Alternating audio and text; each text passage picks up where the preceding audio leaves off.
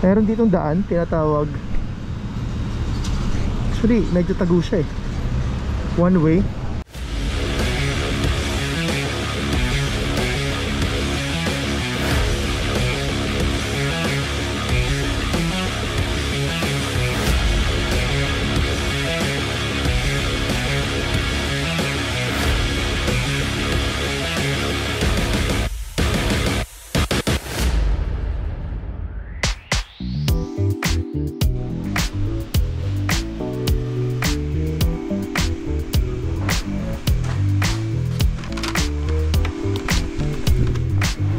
Hello mga pards, joyride tayo. Natanggal na nga natin yung ating fuel filter ng ating Subaru project car. And now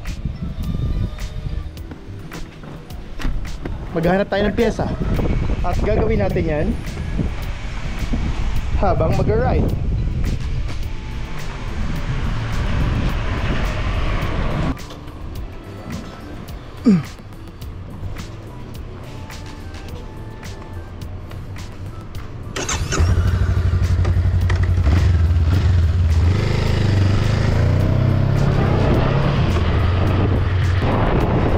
Yun, medyo maulap ang panahon.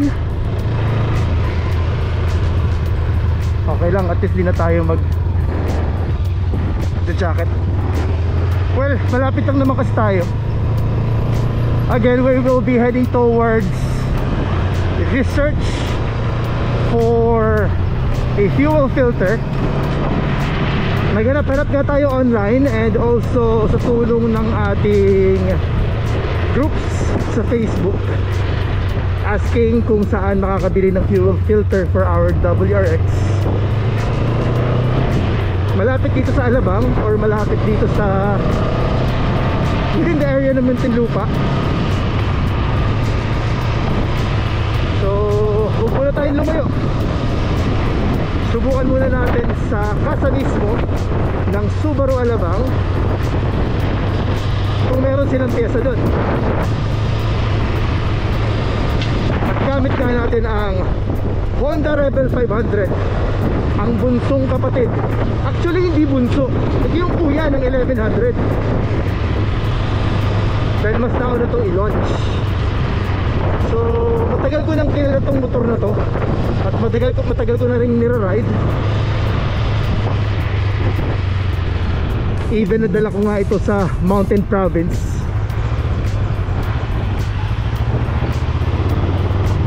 First time ko makapunta ng highest peak or highest point ng road system sa Pilipinas, Honda Rebel ang gamit ko. Layo nun. At sa pag-ride na yun, marami ako natutunan. Marami ako natutunan at nalaman, na-realize sa motorsiklo na to. So this Honda Rebel is a 500cc motorcycle from Honda. It belongs to the category ng cruiser. So malapit ito sa puso ko dahil marami na kaming pinagsamahan, marami na kaming rides na narating nung nag-start pa lang ang Honda sa paglo-launch or sa market ng big bikes. So sa pag-ride ko rito ng mahaba, marami ako masasabi sa motorsiklo na to. So it's lightweight, cruiser. Pero personally, things na dapat yung malaman kung bibili kayo ng Honda Rebel is one, very friendly ito sa Filipino height. And then since cruiser nga siya, perfect siya for long riding.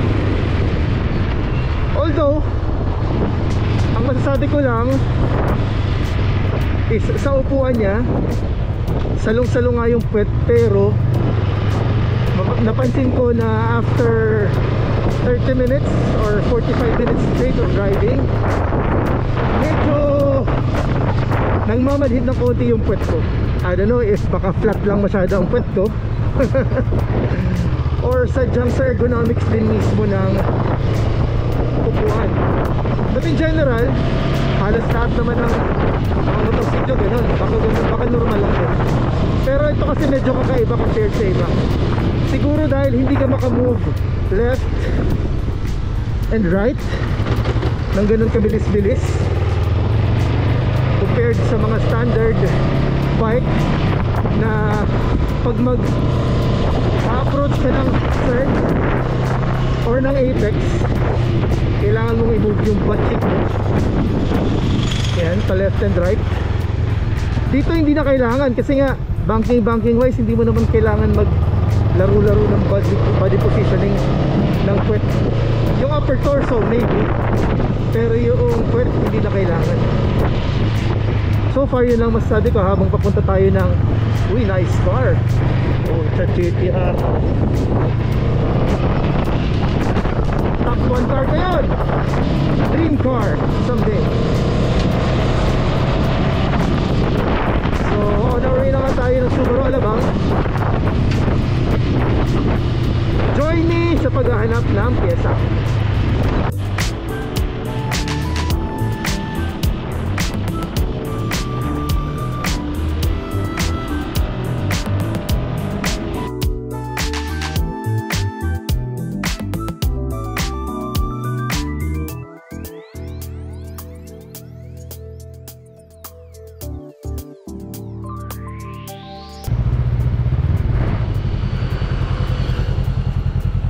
Ayan, nice cars.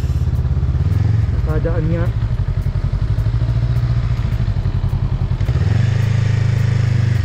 Showroom lang kaya to. Sana may piyesa sila dito.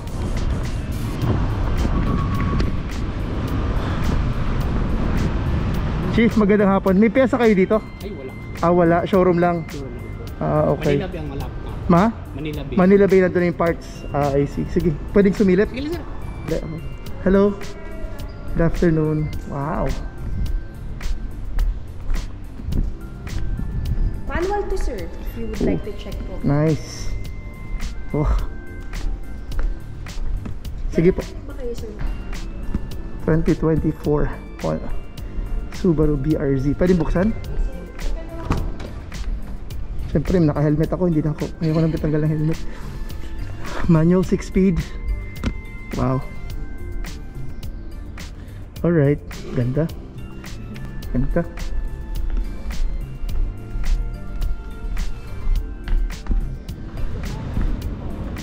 Chief, thank you. Alright, thank you. Alright. So ito palang nasa Alabang is just a showroom. And sa ngayon nga, maghahanap na muna tayo ng piyesa within the area. So kailangan ko na kasi yung piyesa. So kung anong mahanap natin dito within Muntinlupa, Las Piñas, or even Sucat area, puntahan natin.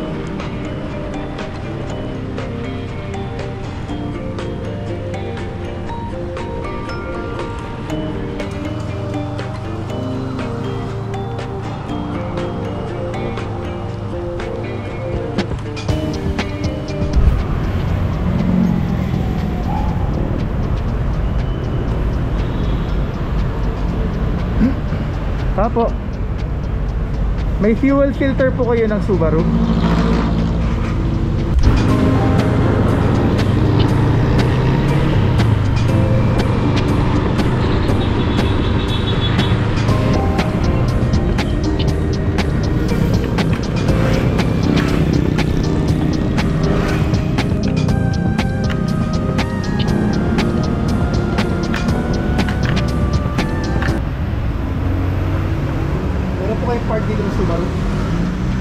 Oil filter, fuel filter. Thank you. Wala. Uwi na tayo. Nakailang hanap tayo ng pyesa, or nakailang punta tayo sa mga auto parts dito sa Muntinlupa area. Wala. Uwi na tayo. Try ulit next.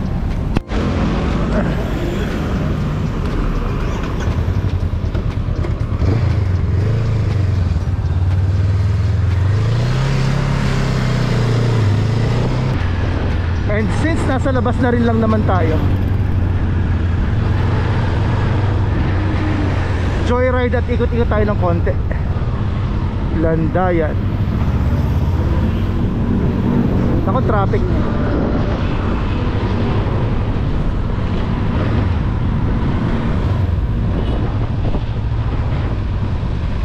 Mukhang ang dami mga JDM cars doon, oh. Carguard Motors. Wow. Classic cars, oh. I can see a Evo, a Lancer, the box type, and then an EG. Nakapasal nga dyan minsan.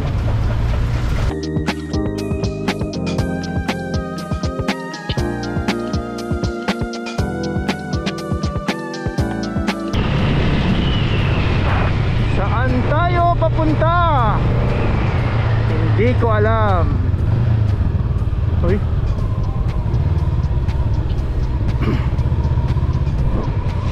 Ilalim ng expressway. Papunta to saan?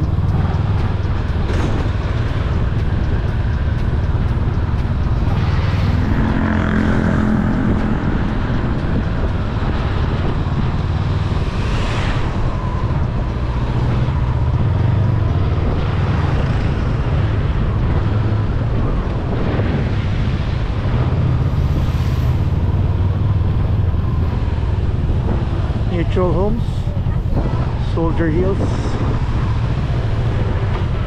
May labasan ba to?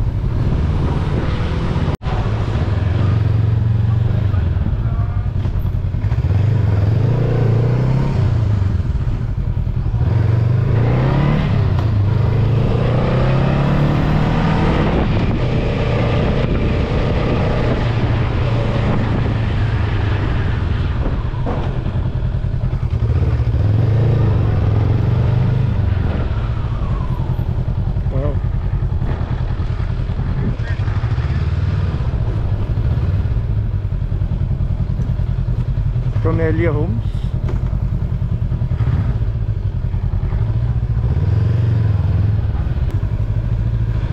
Wala, there's no way there. So what car is this? C28. It's Camaro. So from this part, Mutual Homes 1 and 2, Camellia. Ito pala yan. This is Ayala Alabang na, oh. Imagine that's Ayala Alabang. But we need to go back sa Ayala Alabang. So FE yung target point natin. Meron ditong daan, tinatawag. Actually, medyo tago siya eh. One way. Ayan, may pila. So it's called, papunta tayo sa Mandarin Avenue, and it's a alternate route entry papuntang Alabang. So ayan, pwede na tayong umandar. So one way lang siya. Huh, interesting.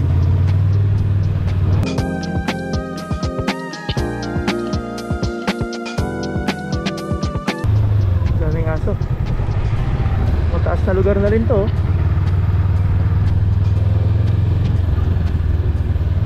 So sinasara din siya.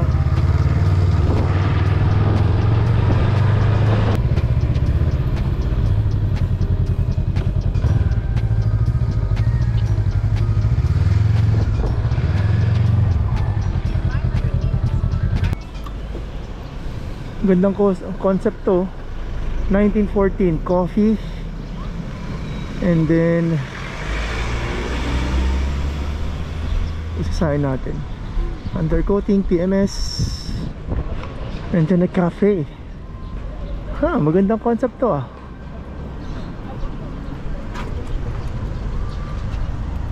Wait, sarado pa pala. Sarado pa, akala ko may kape na. Bagong discovery, taong gala.